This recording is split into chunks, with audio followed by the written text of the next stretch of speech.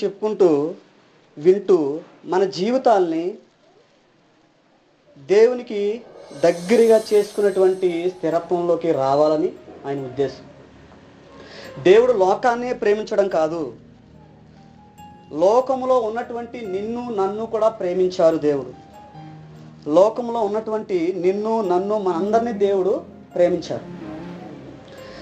నీ శక్తి, నీ యొక్క సామర్థ్యాన్ని బట్టి, నీ స్థితిని బట్టి నీవు కృంగ తీసుకున్నటువంటి స్థితిలోకి వెళ్ళిపోతున్నావే తప్ప కానీ దేవుడు నిన్ను ప్రేమిస్తానే ఉన్నాడు.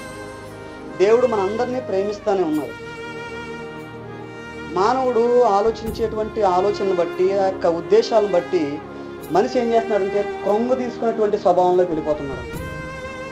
నువ్వు ఎప్పుడైతే కృంగ తీసుకున్నటువంటి స్వభావంలోకి వెళ్ళిపోతావో అవన్నీ కూడా సైతానికి సంబంధించినటువంటి ఉద్దేశములు. ఎప్పుడైతే నువ్వు కృంగ తీయబడతావో ఆ కృంగ తీయబడినటువంటి సందర్భాన్ని బట్టి, సమయాన్ని బట్టి సైతానుడు నీ చుట్టూ వస్తూ ఉంటాడు. నీ జీవితంలో ఆనందం లేదు, నీ జీవితంలో సంతోషం లేదు, నువ్వు బ్రతకడం వేస్ట్, నీ జీవితాన్ని నువ్వు ఇలా గడుపుతున్నావు కానీ నేనందరూ మోసగించేవారే, నేనందరూ హేళన చేసేవారే అనేసి సైతాను బుట్టలో మనం పడినప్పుడు సైతానిక బుట్టలో నుంచి వచ్చే మాటలన్నీ ఇవే.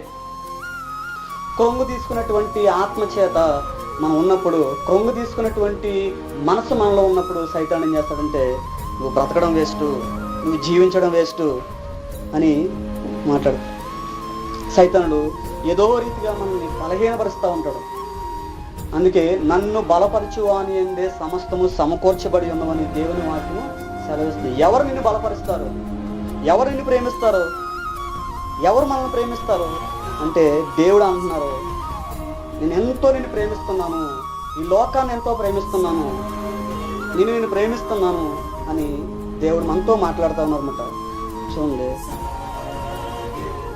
నన్ను ఎవరు అర్థం చేసుకున్నట్లేదు అని చాలామంది మాట్లాడుతున్నారు. ఎవరు నిన్ను అర్థం చేసుకోవాలి? నీ భర్త నిన్ను అర్థం చేసుకోకపోవచ్చు, నీకున్నటువంటి భార్య అయినా, సహోదరుడైనా, తల్లి అయినా, తండ్రి అయినా, ఎవరైనా కానీ నిన్ను అర్థం చేసుకోకపోవచ్చు. నిన్ను అర్థం చేసుకున్నటువంటి దేవుని వైపు నువ్వు తిరిగినప్పుడు నీ జీవితంలో అర్థం ఏంటో నీకు అర్థమవుతుంది. అర్థం చేసుకున్నటువంటి ప్రభువు వైపుకి మనం తిరగక అనవసరమైనటువంటి వాటిని మనం ఏం చేస్తామంటే చేకూర్చుకుంటూ ఉంటాం. అనవసరమైనటువంటి వాటి వైపుకి మనం పరిగెడతా ఉంటాం. నిన్ను ఎవరు అర్థం చేసుకోవాలి? నిన్ను ఎవరు అర్థం చేసుకోరు, మనల్ని ఎవరు అర్థం చేసుకోరు. ఎవరు అర్థం చేసుకుంటారంటే దేవుడే మనల్ని అర్థం చేసుకుంటారు. అర్థం చేసుకునేటువంటి దేవుని చెంతకు మనం వెళ్ళాలి. చూడండి, ఎంతోమంది ఈ విధంగా బాధపడుతూ వారికి జీవితాన్ని కృంగ తీసుకునేటువంటి ఆత్మచేత మనుషులు ఈ లోకంలో తిరుగులాడుతూ వారి యొక్క ఆత్మని ఈ లోకంలో ముగింపు చేస్తూ ఉన్నారు. కాబట్టి నిన్ను నన్ను మనందరినీ అర్థం చేసుకున్నటువంటి దేవుడు ఆయన వైపు మనం తిరిగినప్పుడు, ఆయన చెంతకు మనం వెళ్ళినప్పుడు దేవుడు నిన్ను నన్ను కూడా అర్థం చేసుకోవడానికి మనస్సు నీ కొరకు నా కొరకు ఆయన ముందుగానే పెట్టారని, నీ కొరకు నా కొరకు నిన్ను అర్థం చేసుకోవడానికి బదులు నిన్ను అర్థం చేసుకోవడానికి ముందుగా నీ కొరకు నా కొరకు దేవుడు ప్రాణాన్ని అర్పించారని మనకు అర్థం అవ్వాలి. అది అర్థమవుతే నిన్ను అర్థం చేసుకోవడానికి, నీ బలహీన పరిస్థితుల్లో నిన్ను పైకి లేపడానికి, నీ బాధకరమైనటువంటి ఇబ్బందుల్లో నిన్ను అర్థం చేసుకునేటువంటి వారు ఎవరూ లేరు అనుకున్నటువంటి పరిస్థితి నీకు ఉన్నప్పటికీ కూడా దేవుడు నిన్ను అర్థం చేసుకున్నారు.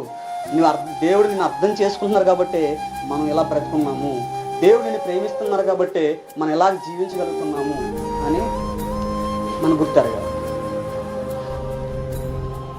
కాబట్టి ఈ ఉదయకాల సమయంలో దేవుని యొక్క వాక్యం మనం చూసుకుందాం. హెబ్రీయులకు రాసిన పత్రిక